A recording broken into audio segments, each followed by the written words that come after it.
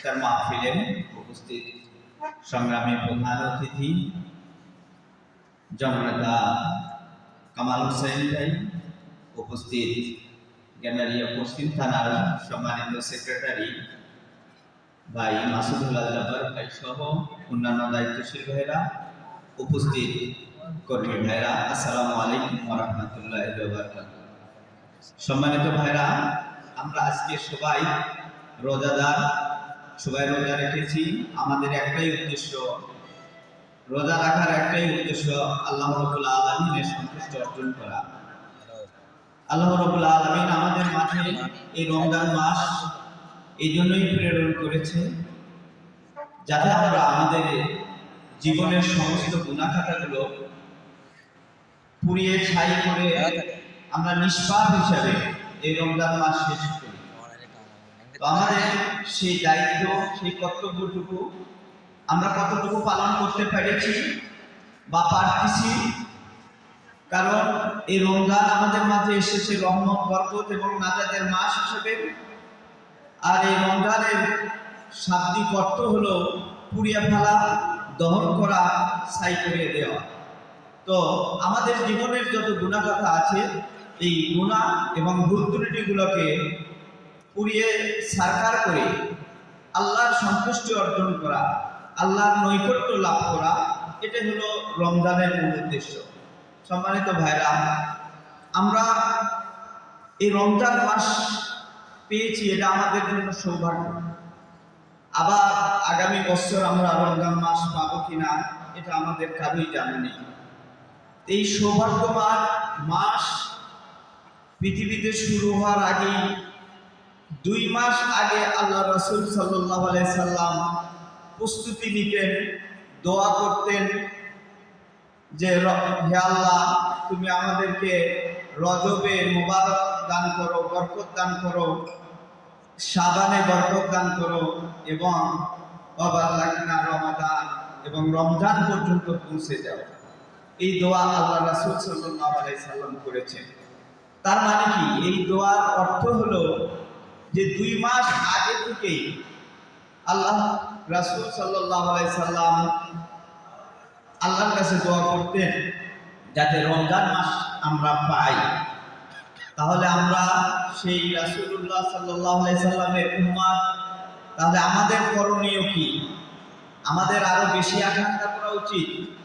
এই রমজান মাস পেয়েছি, আলহামদুলিল্লাহ, আল্লাহর শুকরিয়া যে আমরা এই রমজান মাস পেয়েছি। অলরেডি আমরা 6টা রোজা অতিবাহিত করেছি। আল্লাহ রাব্বুল আলামিন আমাদেরকে এই রমজান মাস পূর্ণভাবে, সঠিকভাবে পালন করার তৌফিক দান করুন। আল্লাহ রাব্বুল আলামিন এই রমজানের রোজা সম্পর্কে কালামে হাকিমে ইরশাদ করেছেন, বিসমিল্লাহির রহমানির রহিম, ইয়া আইয়ুহাল্লাযীনা আমানু কুতিবা আলাইকুমুস সিয়াম কামা কুতিবা আলাল লাযীনা মিন ক্বাবলিকুম লাআল্লাকুম তাত্তাকুন। আল্লাহ রাব্বুল আলামিন বলেন, হে ঈমানদারগণ,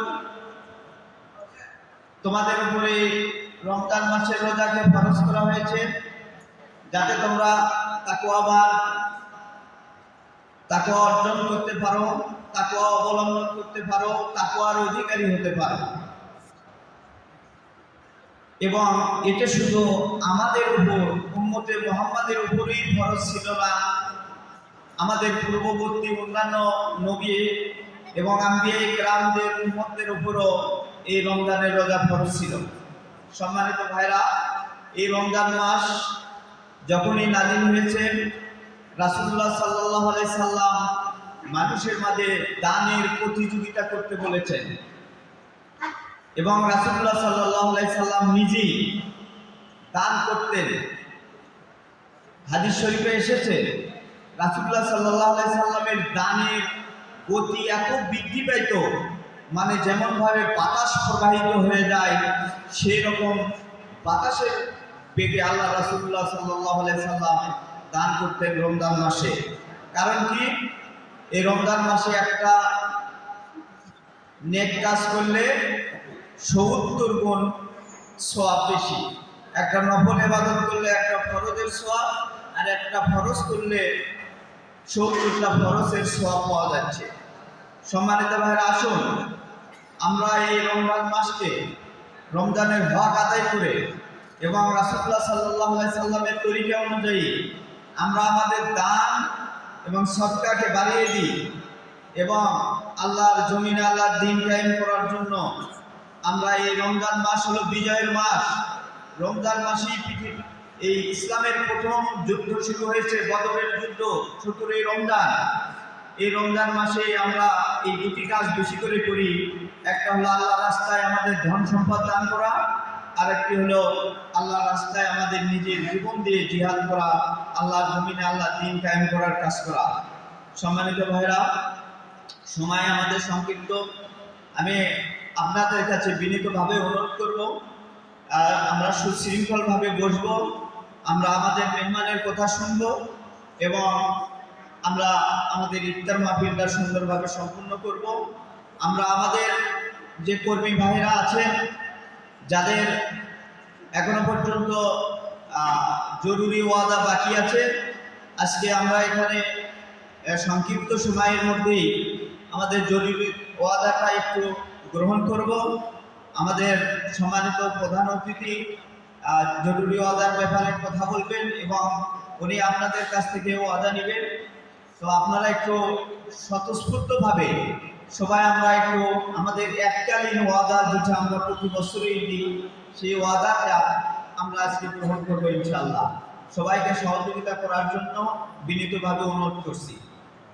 সবাইকে ধন্যবাদ জানিয়ে আমার